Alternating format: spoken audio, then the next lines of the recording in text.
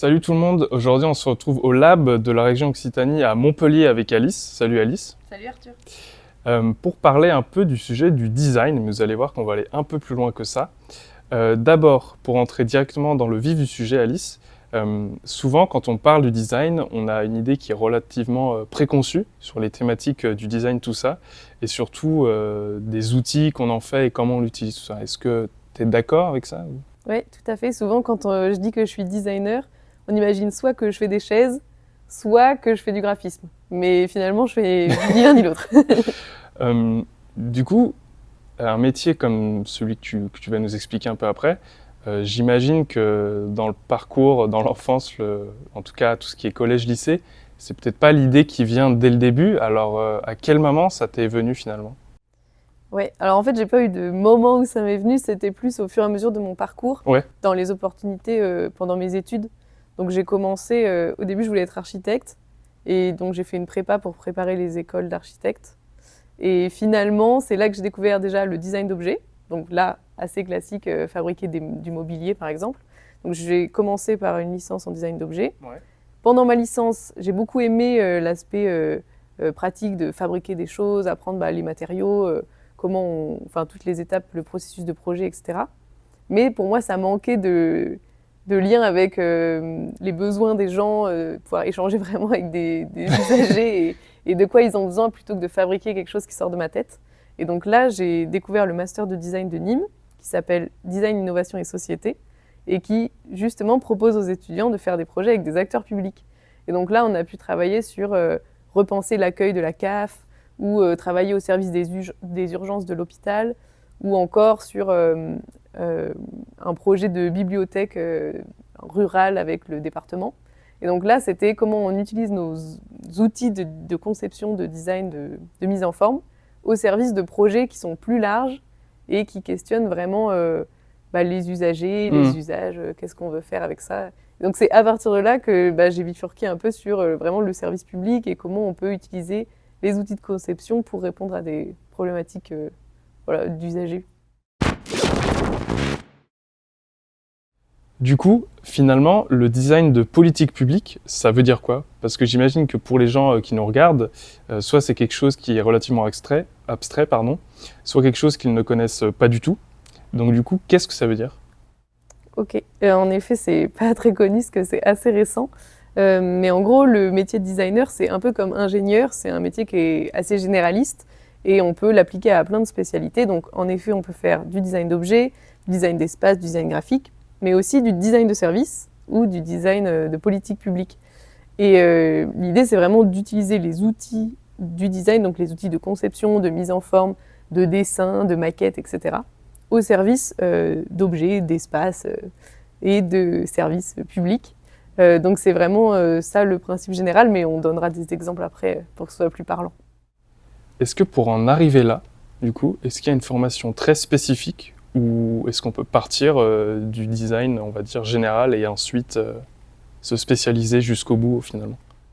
C'est une question qui est assez actuelle parce que comme le métier est assez récent, J'imagine, ouais. jusqu'à présent, il n'y avait pas vraiment de formation dédiée. Si ce n'est, en fait, les formations, je pense, qui sont sur le sujet, comme le Master Design de Nîmes, ils ont 10 ans aujourd'hui, donc c'est assez récent. Donc la majorité des designers qui font ce métier, ils viennent d'autres formations, et c'est plutôt en master qu'on va se spécialiser. Mais finalement, c'est plutôt bien fait parce qu'on a besoin de compétences très pratiques. On a besoin de savoir faire des maquettes, savoir faire de la mise en page, etc. Et ça, c'est des choses qu'on apprend dans les formations initiales, vraiment design graphique, design d'objets, etc. Et ensuite, c'est plutôt en master qu'on va se spécialiser. Donc, il y a quelques masters vraiment très spécifiques, mais sinon, c'est vraiment s'améliorer en gestion de projet, s'ouvrir aussi sur les outils de la sociologie, par exemple, sur des phases d'enquête, comment on va comprendre les besoins des usagers, comment on va sur le terrain, comment on fait des enquêtes. Ça va être aussi de comprendre un peu plus qu'est-ce que c'est une administration, une collectivité, comment ça fonctionne, comment on peut s'intégrer, etc. Mais il n'y a pas des formations longues sur tout ça. Après, ça va être beaucoup par soit l'apprentissage, soit les stages qu'on va se former. Mais finalement, la plupart des designers, c'est un peu comme moi, ils ont d'abord une formation initiale très pratique dans une des spécialités plus connues ou généralistes, on va dire, et après un master plus spécifique.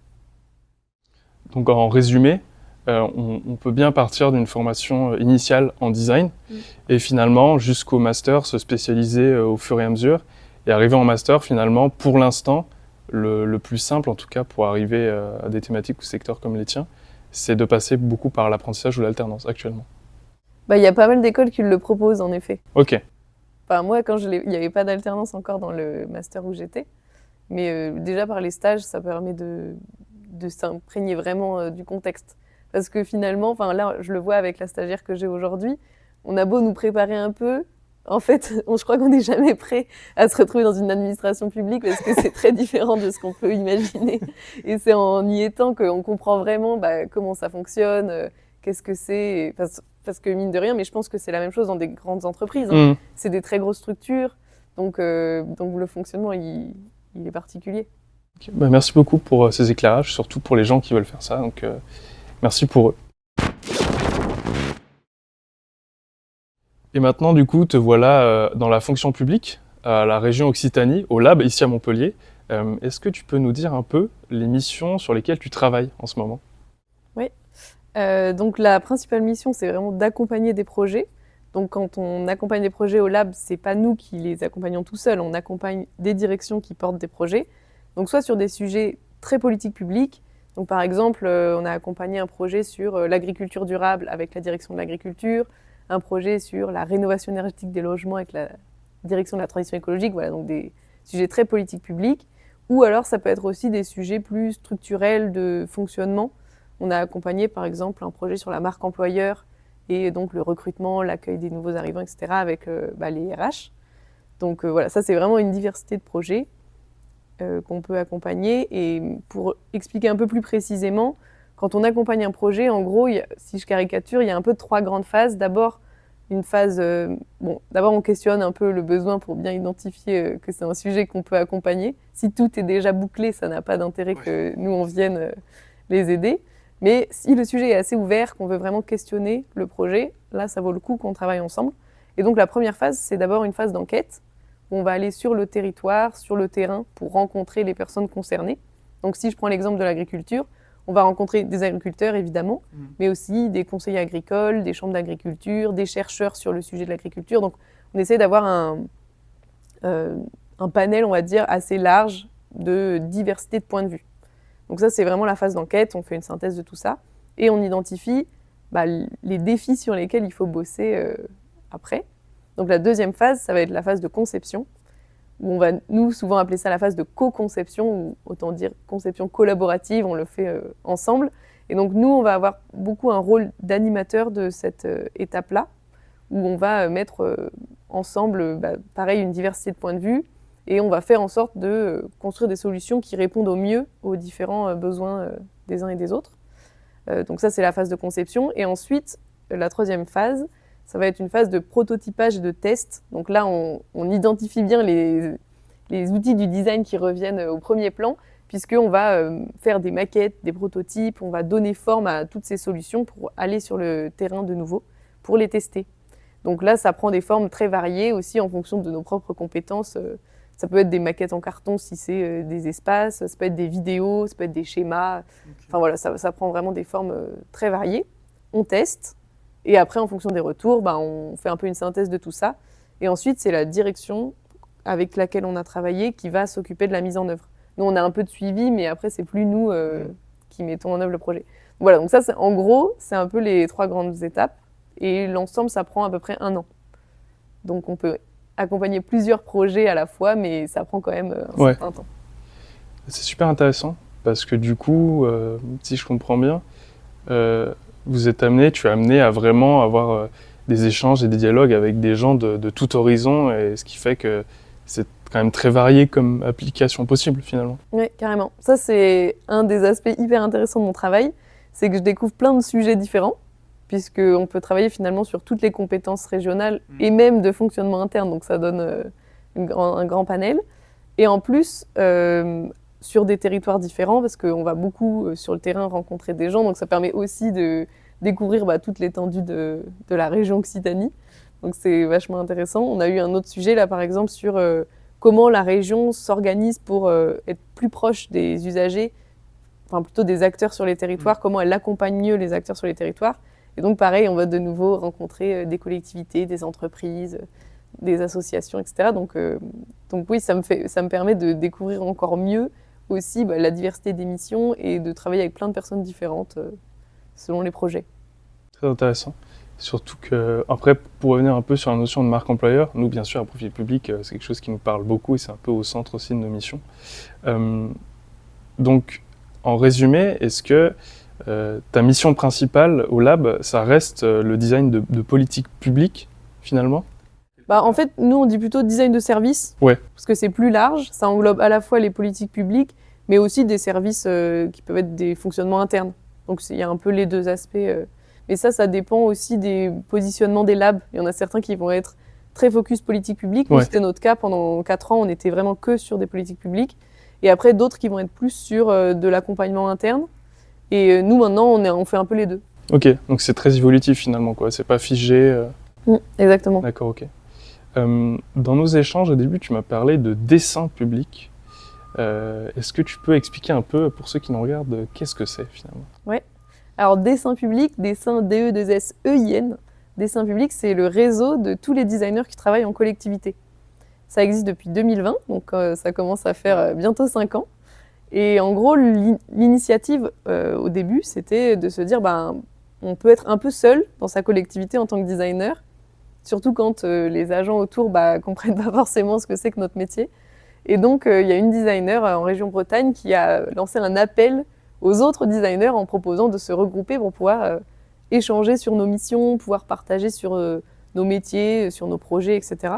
Et du coup, ça s'est lancé comme ça. Au début, on était 15, puis 30, puis 50, et aujourd'hui, on est quasiment 80.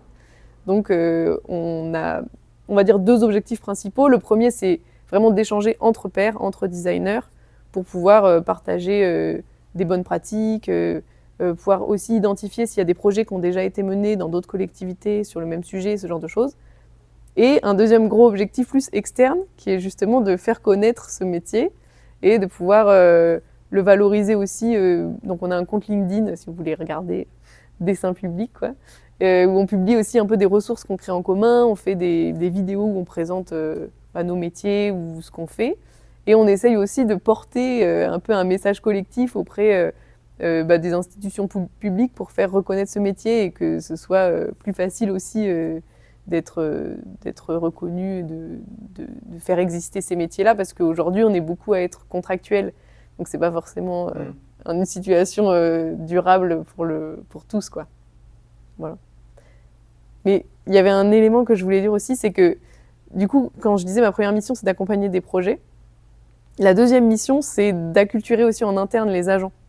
Et justement, dans ce côté, faire connaître le lab, faire connaître nos métiers et pouvoir leur montrer comment les agents aussi peuvent changer un peu de pratique, c'est-à-dire comment on peut aller davantage voir les usagers, nous on peut les aider pour ça, comment on travaille de manière plus collaborative avec les partenaires ou avec d'autres collègues aussi en transversalité, donc ça aussi on peut aider.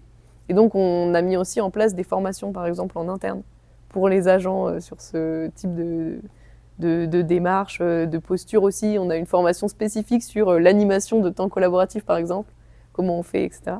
Donc ça, c'est, on va dire, la deuxième mission. Et donc la troisième, c'est de faire du réseau aussi au niveau national et local. On a aussi des réseaux à Montpellier pour s'inspirer, pour potentiellement faire des projets ensemble, etc. À côté de ça, ce qui est quand même déjà relativement conséquent, tu enseignes aussi en université, de premiers échanges qu'on a eus, tu m'avais expliqué. Exactement. En fait, j'enseigne dans le master que j'ai suivi moi-même à l'université de Nîmes, où j'ai l'occasion de faire de l'accompagnement de projet. Donc, ce n'est pas des cours magistraux, c'est vraiment accompagner des groupes d'étudiants qui mènent des projets.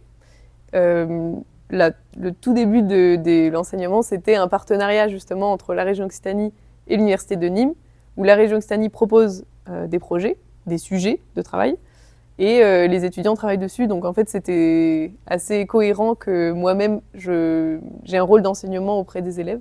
Et c'est quelque chose qui m'intéresse vachement aussi, de pouvoir transmettre, de pouvoir échanger avec des étudiants. Je trouve que c'est hyper riche aussi, de pouvoir voir leur regard extérieur, leurs nouvelles compétences aussi, leurs nouveaux outils, parce qu'il y a toujours plein de nouveautés. Donc c'est aussi enrichissant, je trouve, dans les deux sens.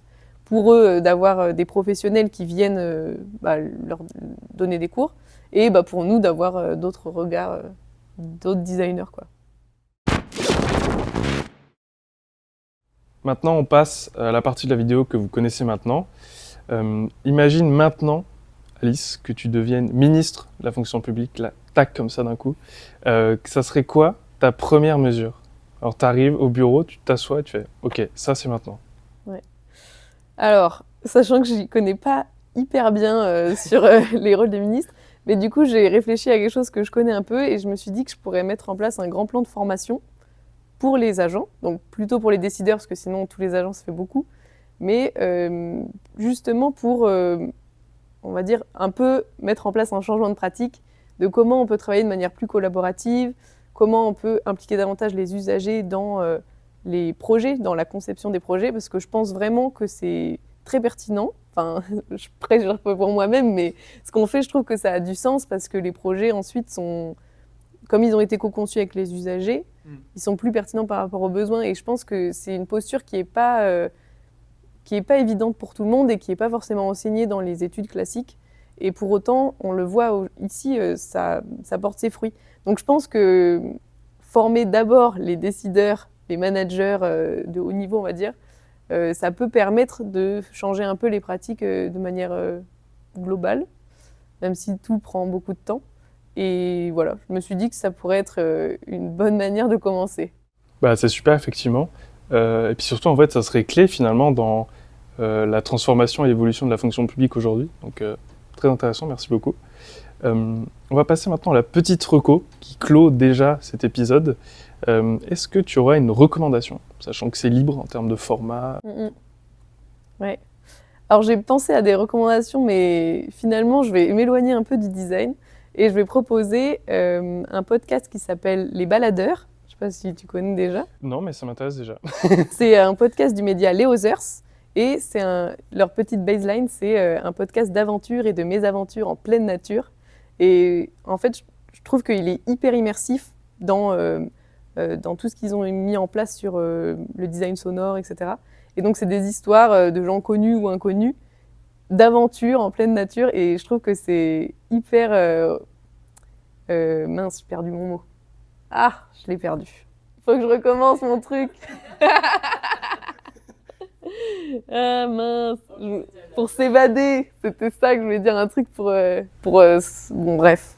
En fait, ce que je voulais dire, c'est un média qui permet de s'évader. Oui. On n'est pas que sur le boulot, c'est aussi des aventures autres quoi, que le métier. Et moi, qui fais de l'escalade et de la randonnée, c'est quelque chose qui me parle beaucoup. Super, très bonne recommandation. Moi, je vais immédiatement l'enregistrer dans mes favoris. Et j'espère que vous aussi. Je crois qu'il y a déjà 5 saisons. 5 saisons, wow, ça fait beaucoup de saisons à rattraper, mais je vais prendre ce temps très clairement.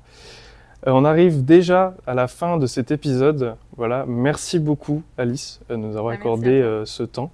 C'était super intéressant, surtout que du coup c'est un métier que tu fais qui n'est pas encore hyper connu du grand public. Donc c'est super cool d'avoir pu le mettre en avant. N'hésitez pas à aller faire un tour du côté de Dessin Public sur LinkedIn avec le E, attention. Et le podcast, tout ça, on y mettra en description si ça vous intéresse. Voilà, merci beaucoup Alice, merci beaucoup et à la prochaine. Salut!